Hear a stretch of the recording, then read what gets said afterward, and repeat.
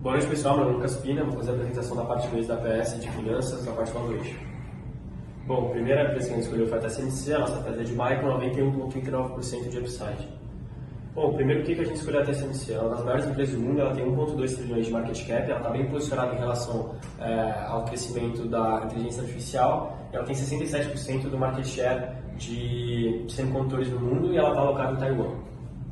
Bom, o que ela faz? Ela é uma manufacturing, então ela aluga seus espaços para a produção de semicondutores de outras empresas, como Apple, Samsung e Lenovo, para elas produzirem os chips, ou seja, essas empresas fazem o design e elas utilizam as fábricas da TSMC para produzir esses chips. Bom, agora vamos para a nossa primeira tese, que são as estratégias de crescimento. A primeira delas é a inteligência artificial. Como a gente sabe, a gente está no mundo de AI, o mundo inteiro está voltado a isso, e a TSMC está muito bem colocada no setor em relação a isso, porque ela é uma das únicas empresas que consegue produzir os chips que são demandados por esses data centers. Aqui, como a gente estava falando anteriormente, tem o High Power Computing, ele é super importante para a produção desses data centers do blockchain para armazenar as informações da inteligência artificial, e a TSMC é a única empresa que consegue produzir. Ela tem 93% do share dos leading edge, são os chips menores de 5 nanômetros que são necessários para a produção dessas inteligências artificiais. Bom, agora falando um pouco sobre os outros meios que podem crescer, meio de comunicação, de indústrias, automotivo e data storage que eu disse anteriormente, e a TSMC pode capturar todos esses crescimentos de todos esses setores. Bom, agora a gente vai para a nossa parte do 5G e do IoT, também que vão crescer com o aumento das tecnologias. A TSMC também está bem colocada no mercado para capturar essas avenidas de crescimento. Bom, como que ela vai capturar essas avenidas de crescimento? Essa é a nossa segunda tese. Como eu disse anteriormente, a TSMC é a única empresa que consegue produzir esse chip leading edge. Isso se dá porque 218% de aumento quando você diminui 5 nanômetros. Então as outras empresas que não têm caixa não conseguem acompanhar esse crescimento da TSMC. Outro ponto muito importante, quando a gente fez a análise do ROIC da TSMC, a gente percebeu que ela construiu valor historicamente, então a gente quis escolher uma empresa também que gera valor para dar um valuation legal.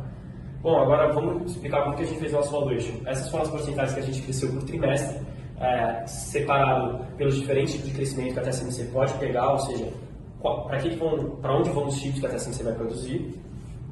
Aqui está um pouco do crescimento da receita, como ele foi projetado, como vocês podem ver, tem um ganho considerável de crescimento junto com o COGS também. Além disso, aqui foi como a gente projetou nosso working capital, vocês podem ver que a gente fez uma média móvel, a gente conseguiu estabilizar ela, isso é um bom sinal. E outro ponto é a pesquisa de desenvolvimento, como é uma empresa que precisa ter um R&D muito alto, porque ela precisa estar inovando a cada ano, senão ela ficar para trás em relação aos seus competidores, e esse SG&A foi diminuindo com o passar do tempo, porque a empresa foi ganhando uma economia de escala. Aqui são um pouco das margens, as margens dela vão cair, porque a TSMC vai ter que sair de Taiwan, e ela saindo de Taiwan, ela perde um pouco das suas vantagens competitivas que ela tem dentro do país sede. Bom, falando um pouco sobre a estrutura de capital da TSMC, ela tem cerca de 88% de equity e 11,5% de dívida. Historicamente, isso foi muito parecido, então a TSMC sempre foi uma empresa que teve pouco endividamento. Então, se ela precisar pegar a dívida para suprir alguma demanda atual ou para se financiar, ela pode pegar sem dificultar a sua estrutura de capital no geral. Como vocês podem ver, a gente projetou nosso fluxo de caixa, mas 95% da nossa projeção está na perpetuidade.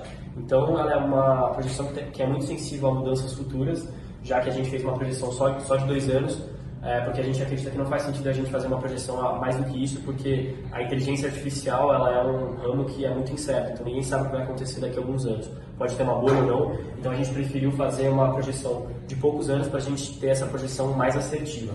Então, a gente fez uma sensibilização do nosso sistema para a gente entender como que variações no tempo podem afetar o nosso upside.